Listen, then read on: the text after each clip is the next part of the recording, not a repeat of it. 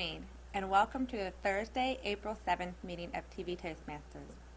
We want to thank you for looking at home. We want to also welcome our guest, Sadir Bardwaj, as well as my fellow Toastmasters.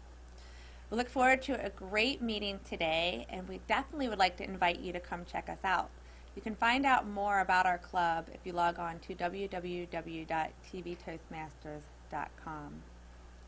I would now like to turn it over to the Toastmaster for this evening, Mr. Steve Aaronholtz.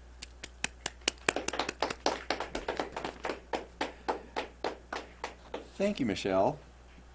Well, welcome everyone that is looking in from home and our studio audience here and our guests that we have with us this evening. We have a full agenda for this evening. We have 3 prepared speeches, we will have table topics, and we will have our evaluation portion of the meeting, which is that portion where we get feedback on what we've done well, what we might want to improve in the future, and different things to consider as far as improving our communication. What I'd like to do is call up our grammarian and accounter to present Word of the Day. She's going to be keeping track of people's usage of the word of the day, as well as our grammatical errors and our verbal crutches. Help me welcome Emily Garrett for the word of the day. Thank you. I'm trying to be green, and I did not print this on paper. I'm learning to be green as I can. Trying to set a good example. So in honor of our political atmosphere in our country right now, the word of the day is intransigent, meaning refusing to agree or compromise, inflexible. It's an adjective, and in a sentence it would go like this. Even though the divorce proceedings should be over, they are still dragging on because of the intransigent parties involved. Or another example is, people have a hard time getting along with him because he's such an intransigent leader. So I'll be What does that mean? inflexible and uncompromising. Oh, okay. I will be looking for use of that, and please try to use that in your speech today when you're up here, and I'll be counting. Thank you. Thank you, Emily. Intransigent.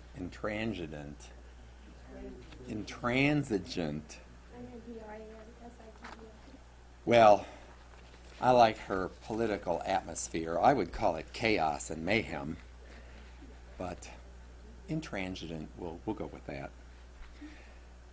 The next portion of our meeting is going to give us an opportunity to practice our impromptu speaking. This is where we're going to have to listen, think, and then provide an impromptu speech in response to the question that has been posed to us. Our table topics person this evening, who's going to keep us all on our toes, is our club president, Michelle Lewis, and help me welcome Michelle up here as our table topics master for the evening. Michelle? Thank you, Mr. Toastmaster. The purpose of table topics is not to be intransigent. Did I even use that correctly? You need to be able to think on your feet. Put in those hot spot situations at the office, with the CEO, in the elevator. You need to be able to give an elevator speech, tell your story, in a quick impromptu situation. So that's why we practice that here today at Toastmasters. I'm going to ask a question, and then I'm going to call on somebody from the audience to come up, and they have 1 to 2 minutes to answer my question. So today I'm going to give you an interesting statistic, and then I'm going to have a follow-up question to that statistic. Disney World is twice the size of Manhattan. Would you rather spend 5 days exploring Disney or New York? Rick Barron.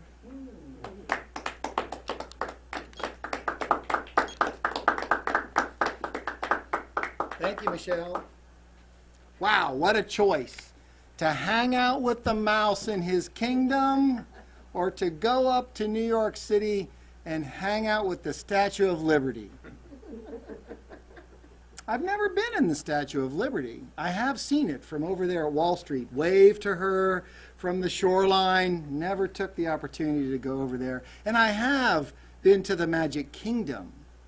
But if I was banished to one of the two for 5 days and couldn't leave, even in the evening when the park is supposed to be closed, that sounds like me.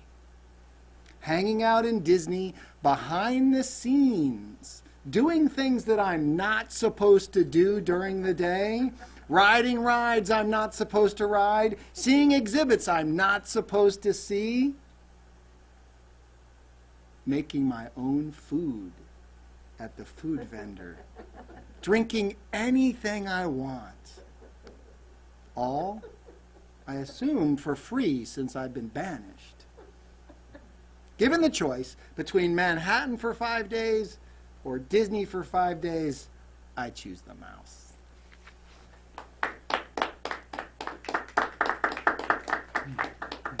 Thank you, Rick. 6-year-olds laughed 300 times a day, while adults only laugh 15 times a day. Why do kids laugh more than adults? Steve?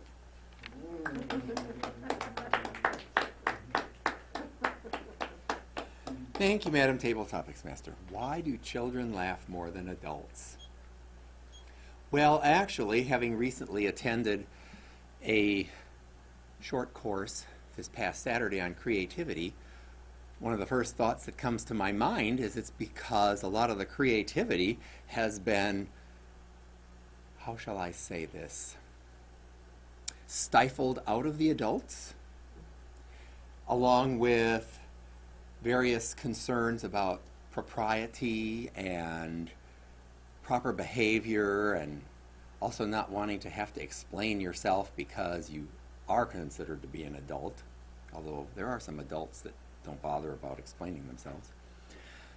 I think that it has to do with the fact that kids are still much more spontaneous, and there's a lot that's still quite new for them.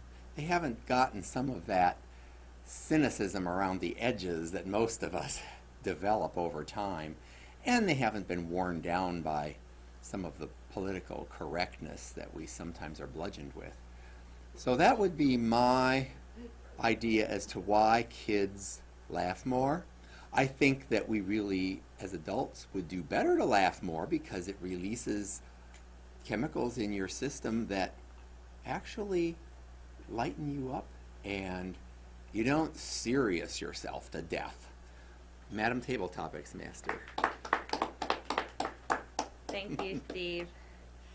I feel like I make you guys laugh at least 3 or 4 times a meeting, right? Messing up here and there, but yes, I agree. We all need to laugh a little bit more.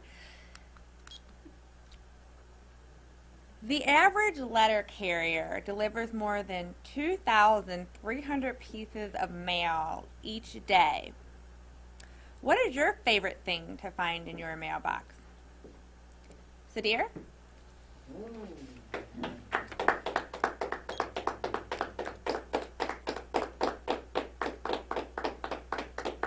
Thank you. Nowadays, in the internet age, the number of letters coming to your mail, it has come down. Earlier, in the older days, I used to get excited when I used to get my paycheck by mail. But that is never the case nowadays. Everything is electronic. You don't know when the money get deposited in your bank. Only thing when you write the check and it bounces back, then you come to know that you have not got the money which you were supposed to be getting, because there was no paper trail, there was no mail, and there is no proof unless you go to the internet and find yourself. So that was one of the things I am missing nowadays through the courier or through the mail. Thank you, Madam Toastmaster. Thank you.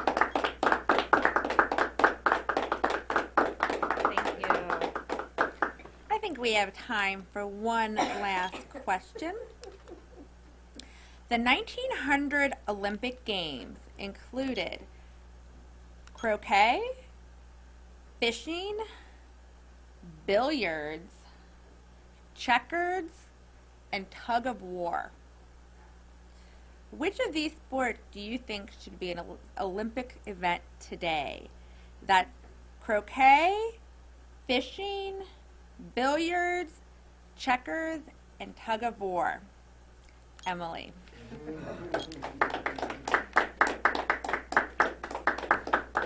And I'll leave it right there. The bottom one. Those are some interesting choices, and I'm a little surprised that fishing would be an Olympic sport. I'm trying to picture them all just sitting there holding fishing poles and how long they give them to catch a fish. I'd kind of like to see how that went. Of the choices, I like team sports, so I think that if there were tug of war teams, that would be the best one. To have the different countries in a tug of war, that I would definitely watch that tug of war between different teams. I don't know how many people on a team for tug of war, maybe 5 or 6, but that's about the same as basketball. That would be really cool to watch, and I wonder, it makes me wonder when that went away and why. That would be wonderful. That would be my choice.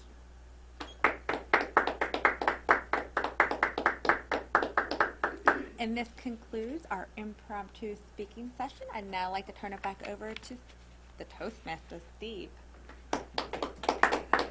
Thank you, Madam Tabletop Mix Master.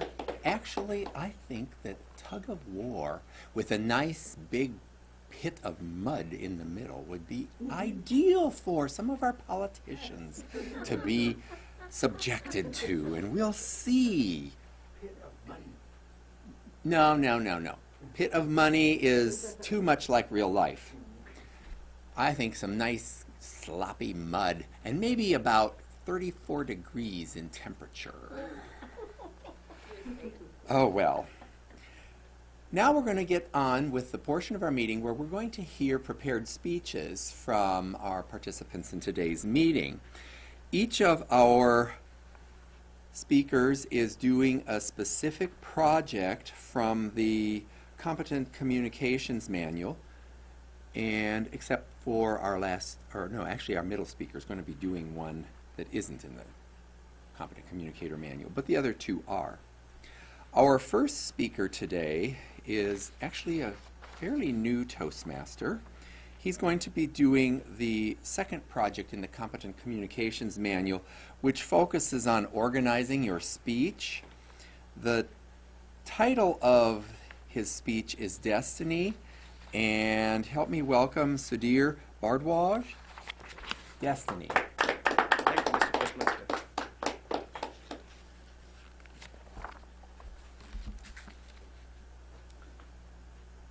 Do you believe in destiny? Do you believe there is a power which controls what happens in future? Do you believe destiny and karma are related? These 3 questions, they keep coming to my mind every day, and I keep probing myself, my family, or my friends to get answers.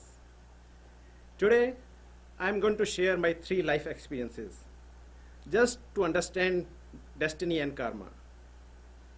First experience, which is from 20 years back, which planted the seed of destiny in my heart. It was my marriage to my wife, Vandana. When I was a child, I heard a number of times whenever I used to go to attend marriage, that marriages are made in heavens, but celebrated on earth. At that time, to be honest, it didn't mean anything to me.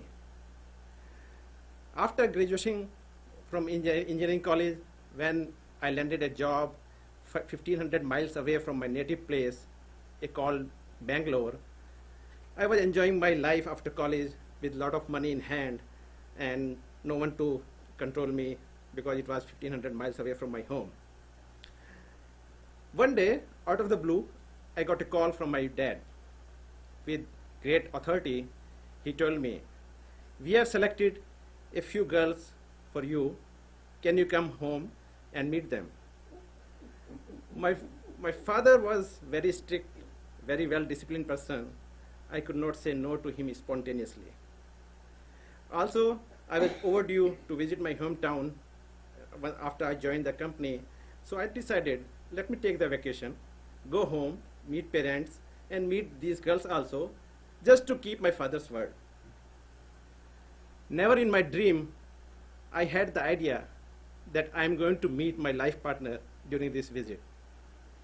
Rest is the history. We have been married for 20 years, have been blessed with 2 boys, Shagun and Vidhan, age 16 and 18.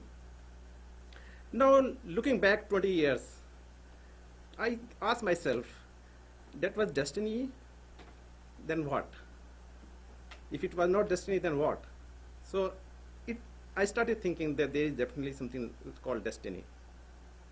Second experience, which sprouted the seed planted by my first experience, was my father's demise at a place 500 miles away from my hometown.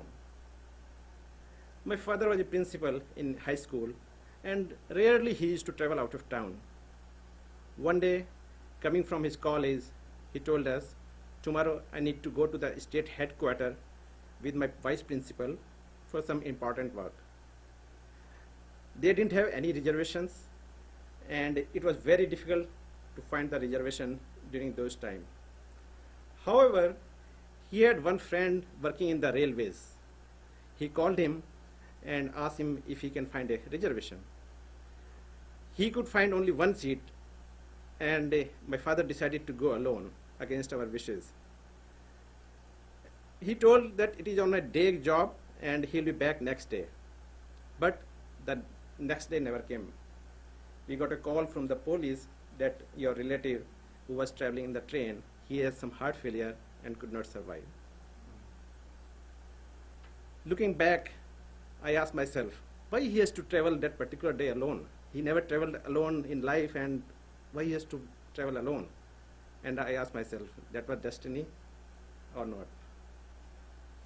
Third experience, which is today's experience, which flourished the seed planted long time back, giving this speech in front of all of you.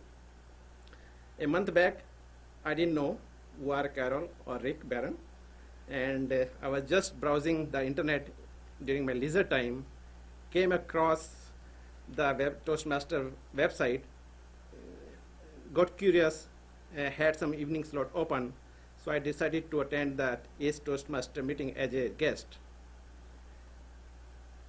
During the meeting, I found it very supportive and very encouraging for the new person like me, and because I was interested to learn a little bit about the public speaking.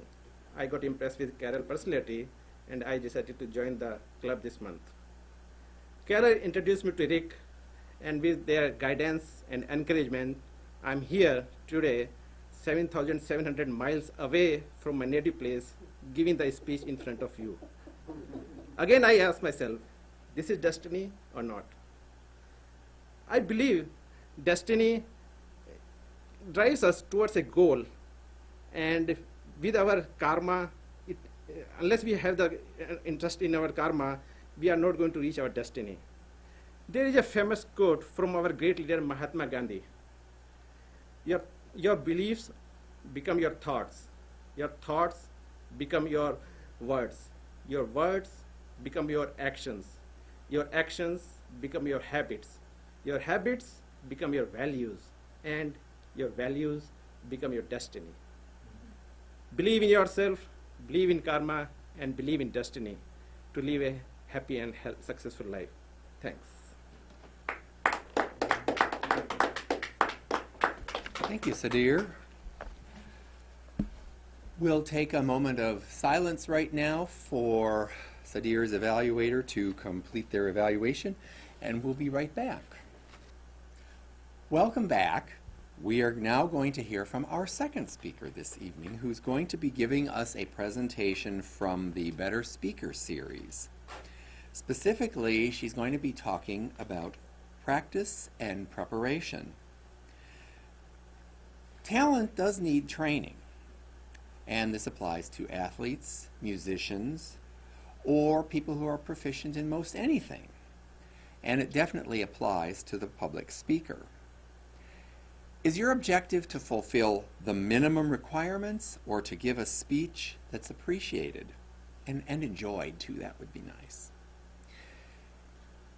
Use the language of the mind to make your speech memorable. Think about what 3 items our speaker is going to cover that you can take away with you. Help me welcome Carol Cormelink, Practice and Preparation. Practice and Preparation, Carol Cormelink. Thank you, Mr. Toastmaster, fellow Toastmasters, and our viewing audience at home. Oops. Just lost all my cards on the floor. Let's hope they're numbered in the right order here.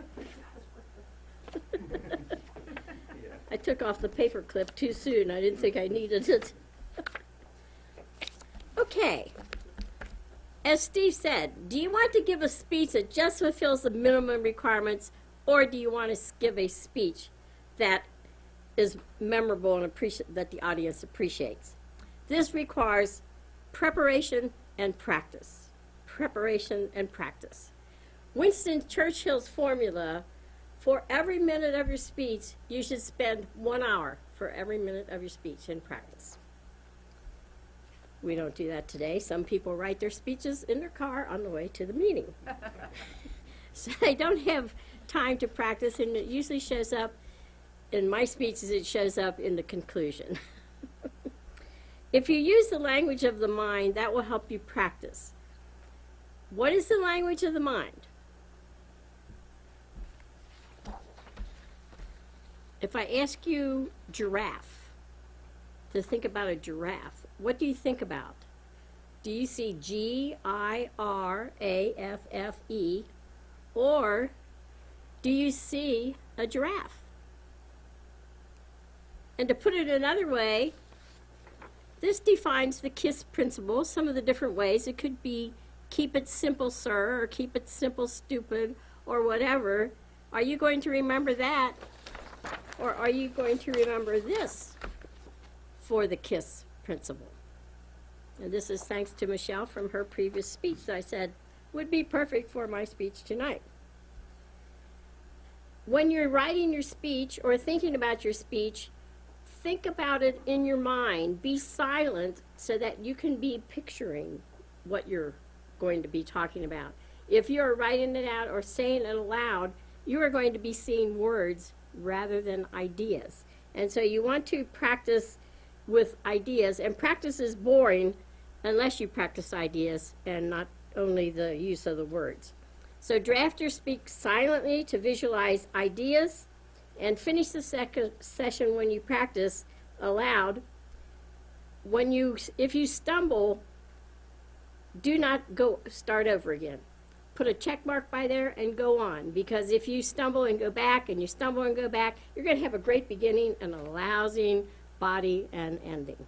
So just put the check mark there, and then when you go back, you can just practice one trait at a time. Colorful descriptions, body language, vocal variety, just one area at a time until you master that. And when you record your speech, I like to do that because I'm going, well, that doesn't fit there. It should go over here. And it's helps you to organize your speech better when you play it back and listen. And just as the runner trains, speakers have to train too to gain confidence and courage. I always suggest that you get some feedback from your severest critic. My severest critic was my husband. Nothing that I ever did was right, so everything in my speech was wrong. This was stupid, and I benefited from that because I would rather mess up at home with my husband rather than in public with giving my speech. So he actually helped me, even though he was very critical of me. And one person in my club said, I would never let my husband do that because he's always critical. I'm going, well, you're missing a great opportunity to make your speech better. So don't be afraid of your harshest critic. You don't have to do what they say, but it gives you an idea of maybe this isn't going across the way I thought it would be going. And always write your intro. And if you're speaking at some company or someplace and you send the intro ahead. Always have a copy with you, because I can guarantee you, well, there's no guarantees, but I can tell you that more than often than not, it will be misplaced. So always have yours with you. And let's say you're very tense and you're nervous when you get up here, and you need to relieve some of that nervous energy. Well, there's some things that you can do. You can breathe deeply. And breathing deeply is hard for a shallow breathing, because your chest is going in and out instead of your stomach rising and lowering. And one of the things that is pointed at me is get enough sleep. The other night, yesterday when I did the speech, I had no sleep the night before. I didn't go to bed. So that is not good. That clouds your thinking, even though you think you can function okay. I was afraid I might not be able to keep my eyes open at the meeting, but I did, because meetings are exciting, and I was able to keep my eyes open. But your sleep pattern depends on how well you're going to do your speech. And there's some relaxation exercises you can do. You can give a big yawn and release some of that adrenaline that's in your body. You can shrug your shoulders. You could, if you're someplace where people aren't there, you can do some arm exercises and release some of that energy. Because you want to train, you don't want to get rid of your butterflies. You want to teach them to fly in formation. And all that adrenaline helps you have a better speech, a more inspiring speech. When it comes to perception, not everyone sees the same picture. For instance, if you're in a team building activity, you have to keep an open mind. Not everyone sees the same thing. What do you see? A lady. You see a lady turning her head? Dog wagging its tail. A dog wagging its tail? Well, gee, no one sees what's in the picture. Oh, move the giraffe, okay. Yes, a young lady is one of the pictures. Well, there's also an old lady on there, depending on which way you're looking. If you're looking where the chin is for the old lady, or if you're looking at the young girl. What do you see? Taylor Swift. Incredible. A face. A face. A woman. It's also a guy playing the Right. playing the Guy playing a horn, right. You saw both Yeah. of those. Very good. What do you see? A donkey?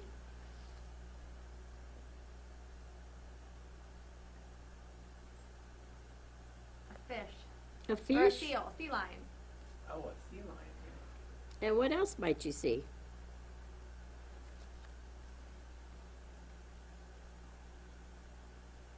Which I can't see it now myself. But it is, I think it is the horse is the other one.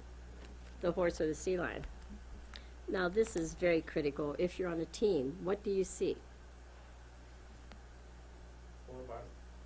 Or three, depending on which side you look at it. Absolutely. Both of you are right. There's 3 on one side and 4 on the other. Now, if you're doing a team project, you want everyone to be able to see the same thing, that you're all working on the same thing. To sum up what I just told you, when you are practicing a speech, rehearsing your speech, you want to practice ideas, not words. You want to say your speech to yourself so that you can see how the flow goes. And finish each session. Don't start over when you stumble over something. Just go on and go back and redo the whole thing as you do parts of it. And then add your improvements gradually. Work on body language, vocal variety, colorful descriptions. Do each one at a time. And then arrange for feedback. It's very important that you get feedback. I would rather get my feedback from my critical husband and change things than I would. And just remember that your mental draft is more important than your written speech when you want to perfect your speech. And rehearse your speech before you give it. Mr. Toastmaster.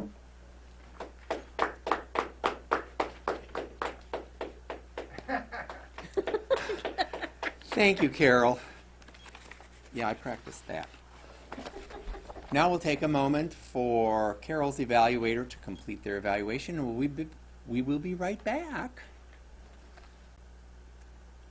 Welcome back. Now we're going to hear our third speaker for tonight's meeting. He is going to be giving us a speech that he prepared as part of the Vocal Variety Project, which is project number 6 in the Competent Communicators Manual. The title of his speech is Easy as 1, 2, 3. Help me welcome Rick Barron. Easy as 1, 2, 3, Rick Barron. Thank you, Steve. How'd you learn how to walk? Did you pop from your back to your feet and run across the bedroom? There was a process, right? Process that has been proven all over the world. So dear, let me know if it worked like this in India. You went from your back and learned how to roll over to your stomach. Once you're on your stomach, at some point in time, you were able to pull yourself up to your knees. You got a little mobile on your knees, started making a little progress, and you found something vertical that you could climb. And you started going up. Found yourself on your feet, and then started making your way along a wall, a cabinet, or something else. And then what happened? You got brave. And you let go of whatever it is that you were holding on to, and hopefully you fell backward onto your diaper. Giggled a little bit, laughed, smiled, pulled yourself back up, and tried it again. Is that how it worked in India, Sudhir? Pretty much, right? A proven system all over the world, repeated over and over and over again by babies everywhere. A simple process. At some point in time, that process involved a mentor. And that mentor usually was these 2 fingers. Someone held out these fingers, you grabbed onto them, and they walked you across the room. Right? This was your first walking mentor, somebody else's index fingers, using that proven process. Then, practicing in a safe environment. I hope you didn't learn how to walk on the edge of the mountains in the Himalayas, or on the edge of the Grand Canyon. Probably not.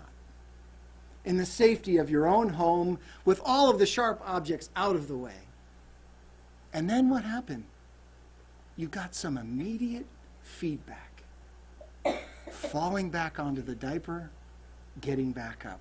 Falling back onto the diaper, and getting back up. Learning to walk is as simple as 1, having a process to follow. 2, practicing in a safe environment. And 3, getting immediate feedback. The same is true of what we do in Toastmasters. There may be some intransigents out there who feel that they've got a different way to do it. They're going to do it their own way. They've got this all figured out, and they do not need the benefit of the Toastmasters program. Number 1, a program to follow that's proven all over the world by hundreds of thousands, maybe millions of people. 10 speeches covering specific topics. Once you learned how to walk, did you run right away? You learned how to walk up a hill. You learned how to walk down a hill. You learned how to walk up the stairs. You learned how to walk down the stairs. What happened the first time you tried to run? Right on your face, right? Tripped on those feet, boom, right on the face. Probably a little blood, maybe some whining and crying. but you got right back up and did it again. That's exactly what happens here in Toastmasters. If you give a speech and you're not happy with it, there's another project in the book where you can modify it a little bit and give it again. In the safe environment of a Toastmasters club where you get immediate feedback associated with not only the delivery of your project, but how you met the requirements that were outlined in the course material. What were you supposed to practice? What were you going to learn? What was the new skill that you were trying to achieve? Right here. If you're out there watching us and you wonder, how do they do that? How do they get up in front of an audience with the lights and the microphone and all of that stuff? It's as simple as 1, 2, 3. Number 1, a proven program that we follow with mentors that guide us through the first 3 speeches, in which we practice in a business. All right. Okay. So did we lose part of your speech? I don't know. There were 4 files on there. I'm not sure what Oh, okay. they were. We switched to the internal memory on the camera, Okay. so we'll see where I guess I'll find out. you'll find out when you get it. Quiet on the set. 5, 4, 3, 2. Welcome back. Now we're going to get into the evaluation portion of our meeting. This is where we are going to hear from the evaluators for our prepared speeches this evening. They will be using guidelines from the manual, which is applicable to the specific project that the individual was working on. We're also going to get some feedback from our grammarian and counter and our timer.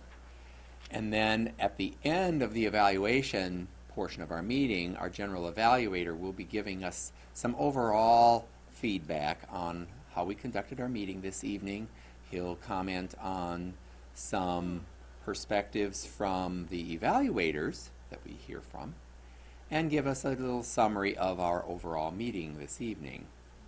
Help me welcome our general evaluator for tonight's meeting, Rick Barron. Rick?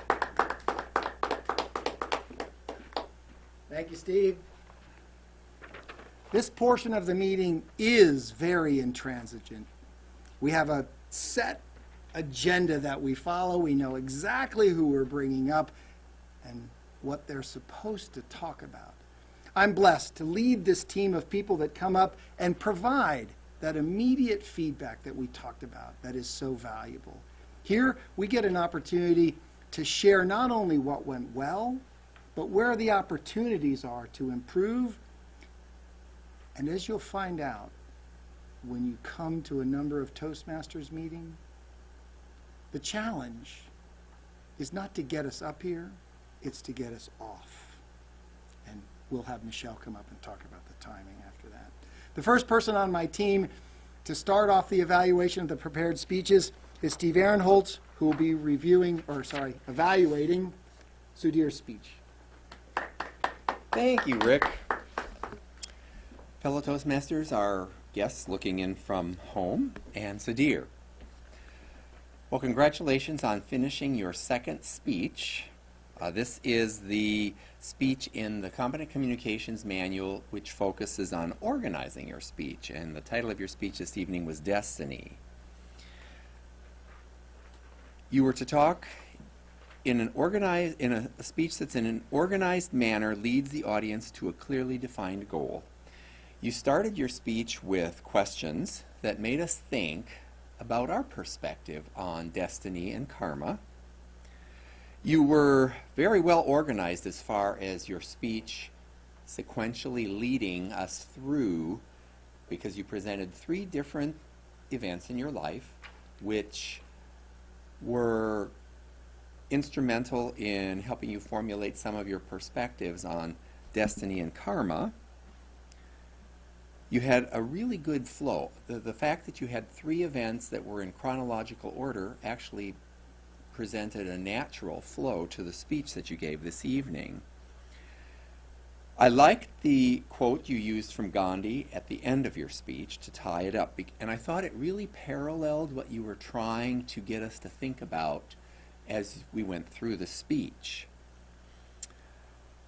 One of the questions that I'm asked is, what could the speaker have done differently to make the speech more effective?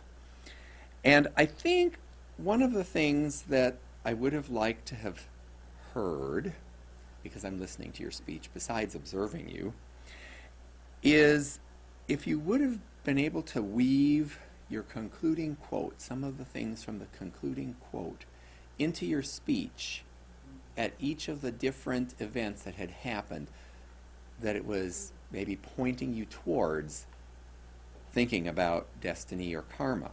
I think that that would have been helpful. That's something I would have liked. One of the other things that I had commented on, because they asked about transitions, whether they were appropriate and helpful, your transitions were really clear, but I thought that they were a little choppy in that they were kind of abrupt because we sort of shifted from one event to another. And so I think that possibly trying to weave in something from your closing quote would have probably softened that transition a bit. It still would have been there, but it wouldn't have been quite so abrupt. What did I like about the presentation? First of all, one of the things I thought was neat was I've not heard you speak before, and you're a fairly new Toastmaster. We got to learn a little bit more about you. I thought that the quote that you closed the speech with was excellent. I would advise you to maybe take it a little bit slower, because I was trying to take it in and you were going a little faster, and I don't know whether your time was up, so you were trying to get finished or what. But I really liked that, because I think Gandhi has some excellent quotes that we can all learn from. I look forward to your next speech. The other thing that I would like to do is, this is the completion of your second speech, and you have also completed your icebreaker. So we have two ribbons for you here. One is the Competent Communication Project number 1 icebreaker, and the second ribbon is for the Competent Communications Project number 2, Organize Your Speech. So we have these two ribbons here for you. Thank you very much. Thanks. Appreciate it. I look forward to hearing your next speech. Mr. General Evaluator. Thank you, Steve. It's always difficult when you evaluate somebody to know, what do you talk about? It's always easy to talk about the great things that they did. Selecting a couple areas of opportunity is always tough. And that's what makes it a challenging job to do the evaluation. Sifting through 5 to 7 minutes of presentation to be able to select 2 or 3 little things to go work on. And I'm sure everybody has their own idea for each speech on how to do that. And that's, in most cases, the additional value that we provide in Toastmasters is, do you think you get out the door without hearing from everybody else? No. Everybody gets to throw their 2 cents worth in. Our second speaker, Carol Cormelink, will be evaluated by Emily Garrett. Emily? Thank you.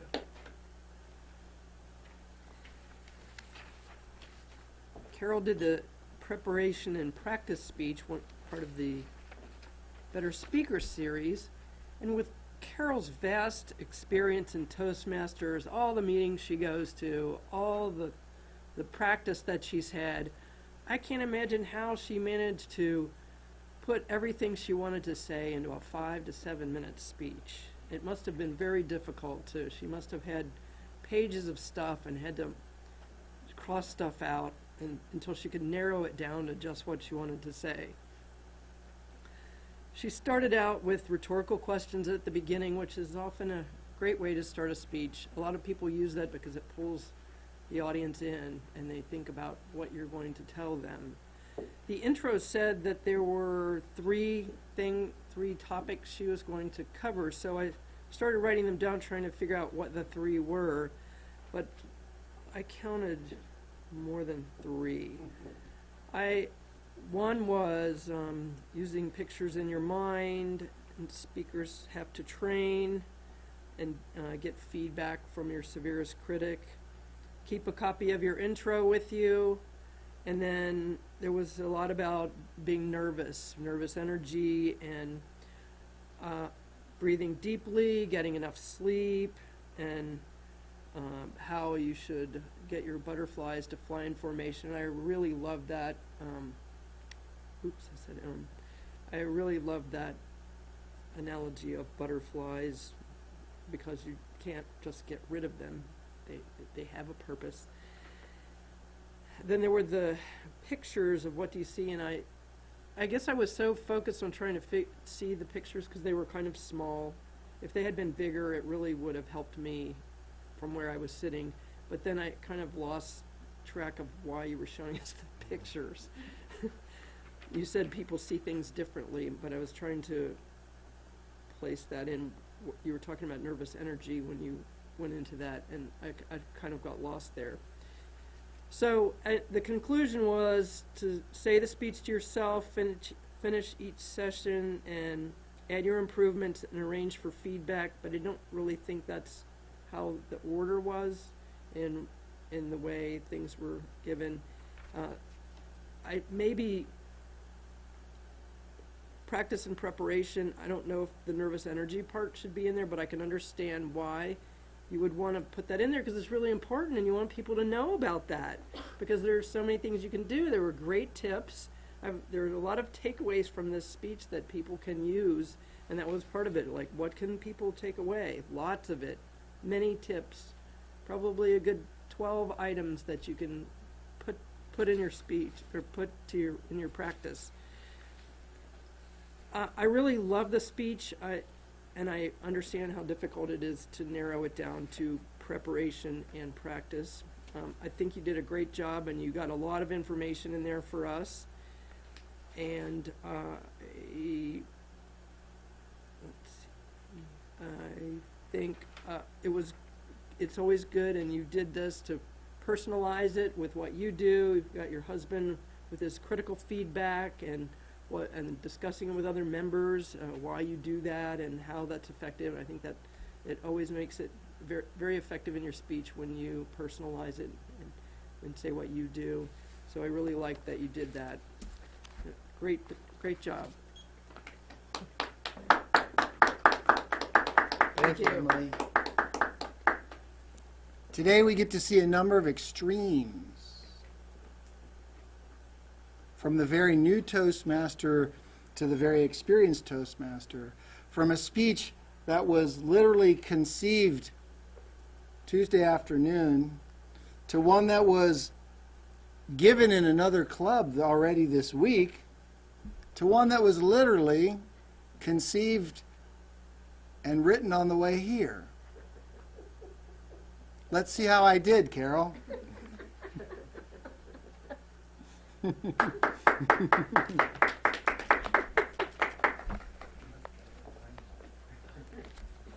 I am subjective instead of being objective. Subjective, you have certain feelings and thoughts, and with Rick, I admire him so much that anything he does is going to be great. Even though I know that he thought about this first in the shower this morning and finished it on his way to the meeting, which might have shown up a little bit in how he did some of the transitions and the analogy. But I thought that was very clever, taking the analogy of learning to walk, which you fail over 1,000 times before you finally learn to walk, but you don't give up and say, I can't do that. And yet we sometimes do that in television, in trying to learn to speak. I thought one of the things you did really well was to do the 2 fingers. I thought that was neat on teaching this is your mentor, that they give you the fingers to grab onto and help you learn to walk. I thought that was a very clever analogy. And I liked your expression about when you're learning to run, you might have some blood, whining, and crying. I thought that was a good description. And when you said that when you were learning, you fell backward on your diaper. I thought it was nicer than saying you fell backward on your butt.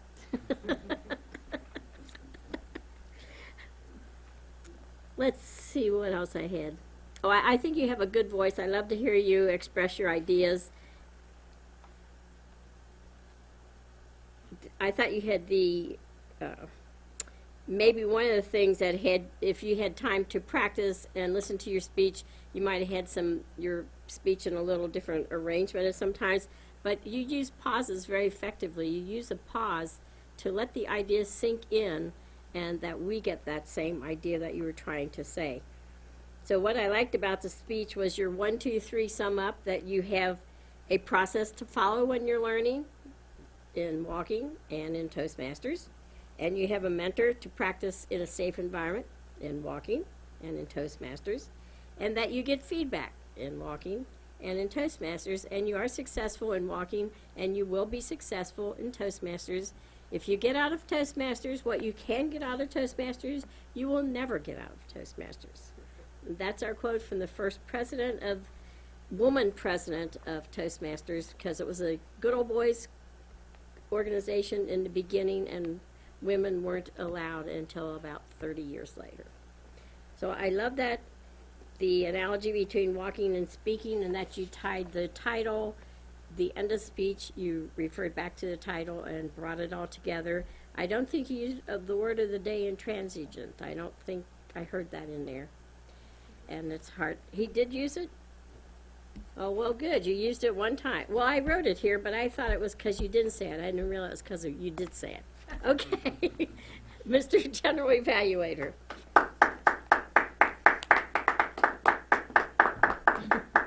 Thank you, Carol. Verbal crutches, ahs and ums, so's and you knows. Next time you listen to somebody speak who you're trying to vote for, who you're paying to speak, just be conscious of the kinds of verbal crutches they use. Here in Toastmasters, we have the opportunity to help with that by counting them. Once they're made visible and you're made aware, it's a lot easier to focus on eliminating them. Our aisle counter and grammarian today, who will give us our report, is Emily Garrett.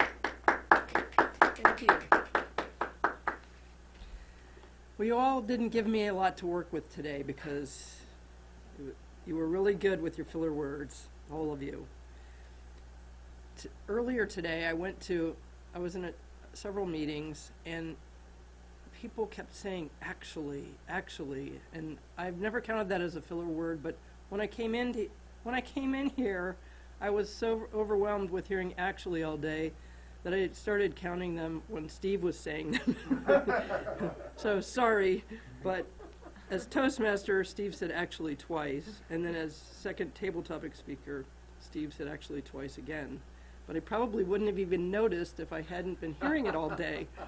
There was someone at one of the meetings yes, probably said, one person in a span of 2 minutes said it 4 times, so I was overly sensitized to that word.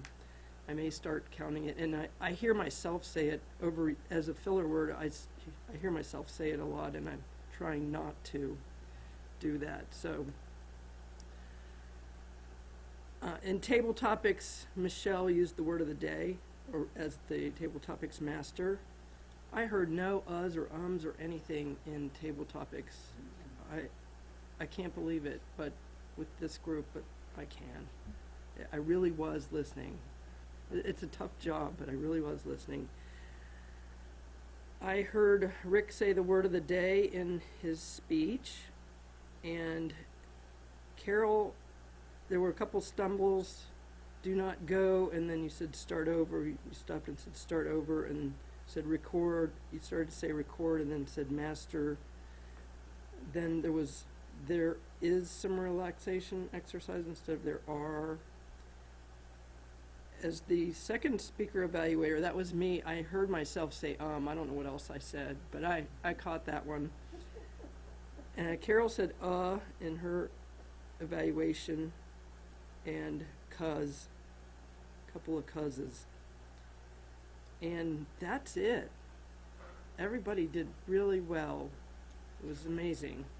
I usually have a lot of tick marks on the uhs and nothing. Thank you, Emily. You get what you measure. And we measure it here, so it starts going down. That's exactly how it works. I'm not so sure that the timing goes down, though, and that's what Michelle's here to share with us. Thank you, Mr. General Evaluator. For our speeches today, Sadir, you had a 5 to 7 minute allotment, and you came in at 6 minutes even, so perfect for you. Carol, your speech was 10 to 15 minutes, and you came in at 9 minutes and 4 seconds, so just a little shy there. Rick, you had a 5 to 7 minute allotment, and you came in at 6:19. For our table topics, Rick, you came in for a 1 to 2 minute allotment. You came in at 1 minute and 19. Steve, you came in at 1 minute and 27. Sadir, you came in at 40 seconds. And Emily, you came in at 1 minute and 1. For our evaluations, 2 to 3 minute allotment. Steve, you came in at 3:23, so you have a 30-second leeway on either end. Emily, you were long-winded. You came in at 3 minutes and 48. And Carol, you came in at 3 minutes and 10. Rick, I forgot to record you for your time for your general evaluator. And Emily, for grammarian at the end, you were 2 minutes and 25 seconds. And this concludes the timer report.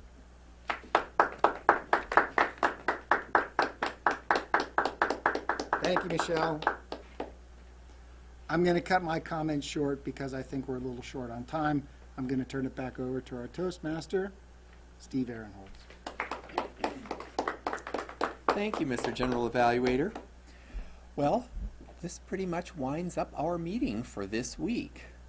I'm going to turn the lectern back over to our president, Michelle, and she may have a couple closing comments, but Thank you.